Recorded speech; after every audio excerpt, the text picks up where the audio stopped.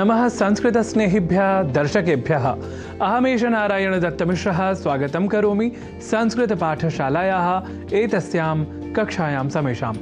संस्कृत पाठशाला की कक्षा में शब्दों के शुद्ध स्वरूप के बारे में चर्चा के क्रम को बढ़ाते हैं आज एक ऐसे शब्द के साथ जिसके मूल को या प्रकृति को ठीक से समझें तो हम अन्य भाषाओं में तथाकथित रूप से प्रचलित शब्द का उन भाषाओं में स्वीकृत अर्थ में ही संस्कृत भाषा में भी प्रयोग और वह भी अनुकरणात्मक प्रयोग हम नहीं करेंगे। विशेषतः ऐसे शब्दों के प्रयोग के समय हमें यह ध्यान देना चाहिए कि ये शब्द तो मूलतः संस्कृत के ही हैं, अतः कम से कम संस्कृत के प्रयोक्ताओं को ऐसे शब्दों के मूल अर्थ में ही उन शब्दों का प्रयोग करना चाहिए। उदाहरणतः आपने पहले ही जान लिया है कि सत्ता, सकारात्मक जैसे शब्दों का हिंदी आदि भाषाओं में जो आज का प्रयोग है वह कथमपि संस्कृत भाषा सम्मत नहीं है। तो आज इसी क्रम को बढ़ाते हैं ऐसे ही एक और शब्द के साथ, और वह शब्द है सानिध्य, जिसका संस्कृत शुद्ध पद या शब्द होता है सान्निध्यम। पर हम गतिशील अपितु वेगवान संसार में जैसे अन्य भाषाओं में थोड़ी बहुत परिवर्तनशीलता का तर्क देकर कुछ असंगत से प्रयोग भी कर लिया करते हैं, वैसे ही संस्कृत में भी शब्दों की मूल प्रकृति पर कुठाराघात कर शब्दों के अपितु दुष्शब्दों के प्रयोग की दुष्प्रवृत्ति भी हमें कुछ शब्दगत प्रयोगों में दृष्टिगत होती है।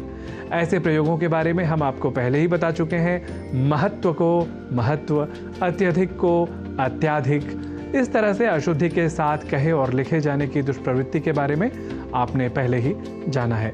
तो इसी तरह सान्निध्य के स्थान पर वर्णलोप जैसी सामयिक दुष्प्रवृत्ति के साथ सानिध्य जैसे अशुद्ध शब्द का हिंदी आदि भाषाओं में धड़ल्ले से प्रयोग हम पाते हैं। और आप जानते ही हैं कि संस्कृत भाषा है सर्वथा वैज्ञानिक, जहाँ एक अक्षर या वर्ण भी वृथा नहीं है, बेकार नहीं है। तो आइए देख लेते हैं क्या है सान्निध्य शब्द की मूल प्रकृति। सम उपसर्ग के साथ निधि, इनके योग के बाद बनता है शब्द सन्निधि, और उसके बाद शय प्रत्यय करने के बाद उसके बाद आदि वृद्धि होती है और संधि कार्य के बाद हमारे सम्मुख आता है शब्द सान्निध्य, जिसे संस्कृत में कहते हैं सान्निध्यम। वैसे यहाँ ध्यान दीजिए कि हिंदी आदि भाषाओं के प्रयोक्ता भी सन्निधि शब्द के लेखन और उच्चारण में किसी प्रकार की अशुद्धि नहीं करते, पर सन्निधि शब्द से बने सान्निध्य शब्द में हो जाती है कुछ प्रयोक्ताओं से चूक। अब सन्निधि और सान्निध्य के मर्म को जान चुके हैं आप, तो कर लेते हैं इन शब्दों से जुड़े शुद्धता पर तथ्य को दृढ़ वाक्यों के प्रयोगों के साथ। शब्दों की सन्निधि या समीपता वाक्यार्थ स्पष्ट करती है। इस हिंदी वाक्य को यदि हम संस्कृत में कहेंगे तो इसका स्वरूप इस तरह होगा, शब्दानां सन्निधि समीपता वा वाक्यार्थम स्पष्टयति।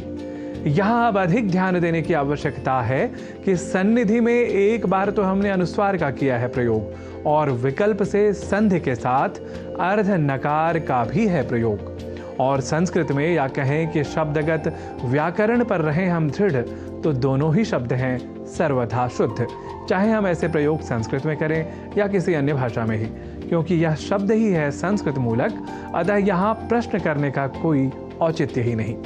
अब सान्निध्य से कर लेते हैं एक वाक्य का और प्रयोग, जैसे हम हिंदी में कहते हैं प्रधानमंत्री के सान्निध्य में कार्यक्रम संपन्न हुआ।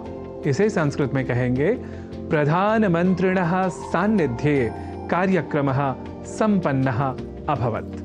तो संस्कृत भाषा की सन्निधि होती रहे आप सभी को प्राप्त, ताकि हमें भी मिलता रहे आप संस्कृत अनुरागियों का सान्निध्य।